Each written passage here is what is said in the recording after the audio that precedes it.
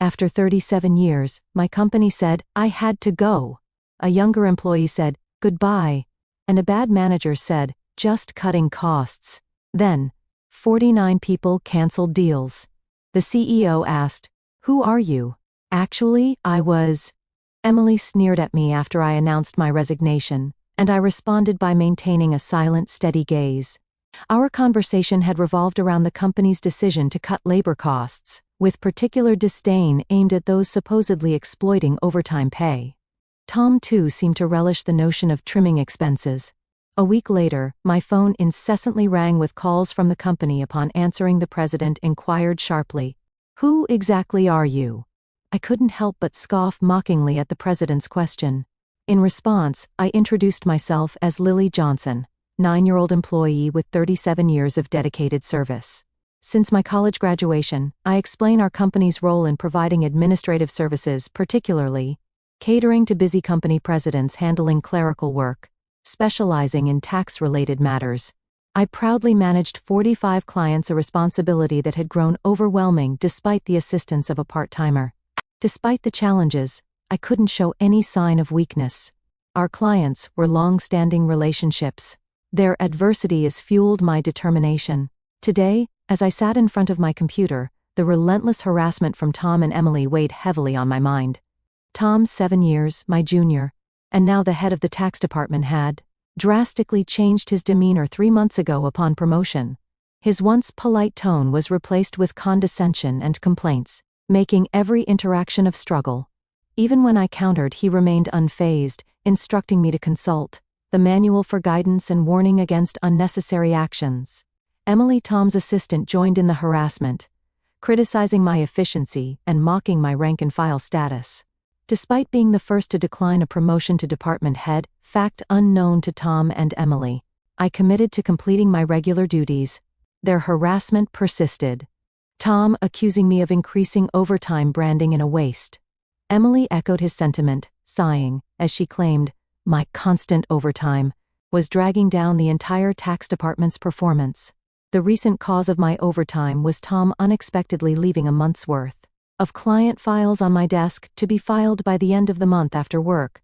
My face strained of color as I glanced at the files before me. Wait, these all have deadlines this month, right? I uttered in confusion. However, before I could grasp the gravity of the situation, Tom was already packing up his desk, completely uninterested in addressing my concerns. I'm heading out, take care with that, he casually remarked as he swiftly left the office, leaving me with a pile of urgent tasks. Emily followed suit, adding insult to injury with a mocking laugh. The incredulity of the situation weighed on me. I sighed heavily as I opened the client files scattered on my desk. To my dismay, some of the files were originally Emily's responsibility. The realization deepened my sigh. I understood why Tom had been subjecting me to relentless harassment. They wanted me to retire quickly. My extensive experience and deeper knowledge in taxation made me a preferred resource for other members of the tax department over Tom. Tom's unapproachable demeanor and unattractive appearance made everyone, Emily, avoid him. It seemed Emily's proximity to him was strategic, driven by Tom's preference for younger female employees. The shallow nature of their thinking sent a chill down my spine. Emily's harassment was not just a personal vendetta. She aimed to curry favor with Tom, the one evaluating the tax department's performance. Despite these challenges, I had to manage the declarations alongside preparing tax declarations for my assigned companies. It seemed today's workload was far from over. However, claiming overtime would only invite complaints from Tom and Emily, leaving me resigned to the prospect of unpaid extra hours. Then, unexpectedly, I received a summons to the president's office. Our company had recently undergone a change in leadership due to the former president's sudden illness. The new president, the former president's son, wasn't fully acquainted with our company. As I entered the office, I noticed Tom and Emily with unpleasant smirks on their faces. In a tense atmosphere, the president dropped a bombshell. Lily will need you to resign by the end of this month. My mind spun as I asked for clarification. Tom and Emily had apparently accused me of overbilling for overtime, citing that while others had around 15 hours, I had exceeded 80 hours. The president, oblivious to the true circumstances, seemed impressed with Tom and Emily's zero overtime. The reality of the situation hit me. The inflated overtime was a result of doing Tom and Emily's work. However, revealing Tom's instructions would risk portraying it as my own inability to manage time effectively. I presented the facts, asserting that I hadn't overbuilt for overtime, but struggled to finish my workload within regular hours. The president sighed deeply, pressing doubt, but acknowledging the lack of evidence to pursue the matter further. Nevertheless, he insisted that they couldn't retain someone working at such a slow pace. Resigned to the situation, the president suggested my resignation, and it seemed his mind was made up. Told to leave the company I had devoted 37 years to, I felt a weariness settle in. Despite my dedication, the additional workload from Tom and Emily went unappreciated. I agreed to resign at the end of the month, acknowledging that I had already communicated my decision to the president. As I glanced at Tom and Emily, their vulgar smiles reflected satisfaction. Leaving the president's office, Emily taunted me with a sarcastic, "Thanks for quitting," her sneer cutting through. I responded with a silent stare, facing similar disdain from Tom, who shared his approval of cutting labor costs and labeled me as someone exploiting overtime pay. Observing their cheerful conversation, I pondered the handover process, creating documents for all my clients.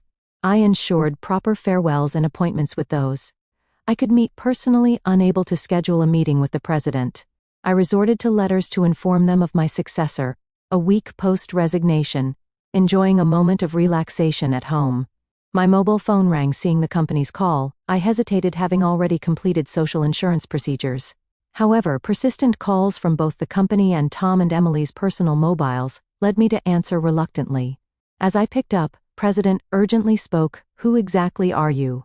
I couldn't help but mockingly reply, "Just an unemployed lady who resigned from the company. Nothing else." In response, the president urgently explained the chaos since my departure. 49 calls to stop transactions with the company. He pleaded for my immediate return, revealing a sense of panic in his tone. Reluctantly, I rose from my seat and made my way back to the company. Upon my arrival, I found Tom and Emily waiting, their faces notably pallid and dark circles underlining their weary eyes, surprised by their drastic change in appearance. I inquired about what was happening.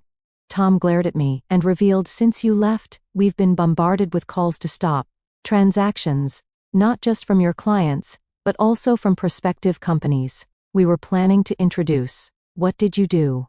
Emily echoed the suspicion, expressing disillusionment at the thought of me resorting to underhanded tactics. Their haggard appearance suggested the toll handling cancellations. While I had not manipulated the clients, I had a hunch about the reason behind the transaction halt. Considering the inevitability of cancellations, I mumble my thoughts aloud. Tom, however, accused me outright, insisting I had orchestrated something. He demanded I go to the president's office immediately, forcefully escorting me there. Upon entering the president's office with Tom and Emily, President greeted me with a direct look in his eyes. Tom declared President I brought her with an air of authority, while Emily hurriedly followed suit, ignoring their accusatory tone. The president questioned me about the abrupt halt in transactions after my departure. I took a deep breath and explained our clients don't need us to manage their taxes. There are tax accountant firms that offer cheaper services. They continue with us because of me. Tom snapped back, questioning my self-worth, and Emily taunted me, both challenging my value to the company. Undeterred, I elaborated on my unique approach, offering tailored tax-saving strategies that resonated with our clients. Tom dismissed it as inefficient, arguing that their manual-based operations were more practical. The president sighed, deeply recognizing the fundamental difference in our approaches. In a serious tone, he said, actually signaling a crucial revelation or decision to follow. I received a surprising call from my father. The former president. Turns out that some clients who had stopped transactions went directly to Dad to negotiate on my behalf. I hadn't anticipated clients going to such lengths for me. Dad emphasized that the tax department thrived because of my contributions. Not only did I manage my clients efficiently, but I also supported my colleagues' clients, possessing knowledge that even Tom couldn't match. Dad disclosed that if I hadn't declined the promotion, I would have held a higher position than a department head by now. The current president expressed regret with a pained expression. Emily appeared shocked, probably grappling with the idea that I could have been her superior president, apologized for making me resign initially, and asked if I would consider revoking my resignation. According to Dad, I was indispensable to the company. While I appreciated the change in the president's perspective, I hesitated to accept. Tom interrupted our conversation, visibly upset, and protested the president's decision, questioning why I was chosen over him. Emily echoed his sentiments, praising Tom's leadership and expressing disbelief at the preference for me. The president then sternly addressed them, revealing that since my resignation, numerous complaints have been received from the tax department, suggesting they had been shifting their workload onto others. Tom's face turned pale as the president exposed the fact that he had been pushing the preparation of client declaration forms onto subordinates, including Emily's work for multiple clients. President pointed out the irony, considering Tom had accused me of being a salary thief. Observing Tom and Emily's pale expressions, the president continued by revealing an alleged leak about their romantic involvement. Tom struggled to defend himself, claiming he was merely mentoring Emily as her superior. However, the president produced receipts from the accounting department, indicating dining expenses filed by Tom. Confronted with evidence, Tom sweating profusely, unable to provide a convincing explanation. Emily too turned ghostly pale as the president accused them of neglecting their duties, inflating expense claims, and violating company policy by having an affair in the office while being married in a calm and straightforward manner.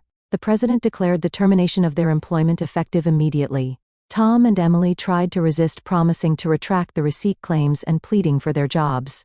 "I have a family," Tom desperately pleaded, attempting to reverse his termination. Emily echoed his sentiments, carefully expressing her fear of being fired. She promised to apologize to me and others for burning them with work, realizing the gravity of the situation involving neglect of duties and an affair with a supervisor. Concerned about her reputation, she implored for a second chance. Sensing their desperation, I offered advice.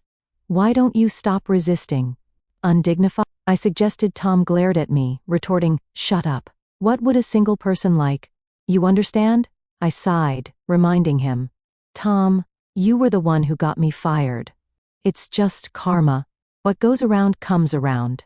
Why don't you take some responsibility and reflect a bit?" Frustrated, Tom looked away while Emily bit her lip in distress. Aware of more details about their misconduct, turned to the president, asking with a smile if I should share them. Tom and Emily frantically tried to stop me, fearing further exposure. I issued an ultimatum, warning them that wrongdoings would eventually come to light, urging them to face reality before it worsened. And my words, both Tom and Emily collapsed to their knees, and the president decided to fire them on the spot. Later, I revealed more about their misdeeds, including Tom faking business trips to spend days with Emily and their insidious tactics of harassing disliked employees into quitting. Despite my attempts to help those employees, Tom and Emily's strategies were relentless. They repeatedly reprimanded and pressured employees out of my sight, often assigning sudden tasks with tight deadlines. The resigned employees had initially asked me to keep quiet, but since they were now happily working elsewhere, I decided it was time to speak up. President, furious at my revelations, expressed anger about cutting Tom and Emily's final salary. He planned to thoroughly investigate past inflated expense claims. Tom, with tears in his eyes, thanked the president not to cut his salary, fearing the impact on his family. As the truth unraveled, Tom's affair with Emily came to light, leading to Tom's divorce. The two now face claims for compensation in the divorce lawsuit, marking the consequential aftermath of their actions. I became aware of the situation when Tom reached out to me, taking assistance in persuading the president to reconsider their firing. Emily and Tom found themselves in dire straits. Despite their efforts, they struggled to secure new jobs in the tax industry. The industry's close-knit nature meant that word of their misdeeds spread rapidly, making potential employers hesitant to hire them, desperate for income to cover divorce, compensation, and living expenses. They resorted to day labor at construction sites, a stark departure from their previous office roles. Emily would often call me in tears, pleading for help. "Lily, please help. I only wanted a better life, and I never truly liked Tom," she cried. However, I couldn't ignore the fact that their predicament was a consequence of their own actions. Many, including myself, had been impacted by their behavior. I reminded Emily that the consequences were a result of her choices. You can unring a bell. I told her firmly facing hardships was the consequence of her decisions. Emily's despair echoed through her protests. Despite her regrets, the outcome remained unchanged. As for me, I chose to distance myself from the chaos of the corporate world. Despite the president's pleas for my return, I declined. Once told to resign, I had no desire to return. Instead, I found solace in assisting at a friend's tax office, supplementing my income and enjoying a more relaxed lifestyle in the future. I entertained the idea of starting my own office, where I could serve my clients without the constraints of corporate bureaucracy. In my own space, I could fully dedicate myself to my clients' needs.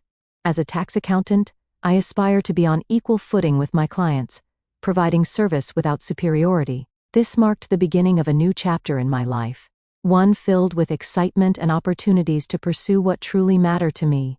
My second life had just begun, and I eagerly anticipated the journey ahead.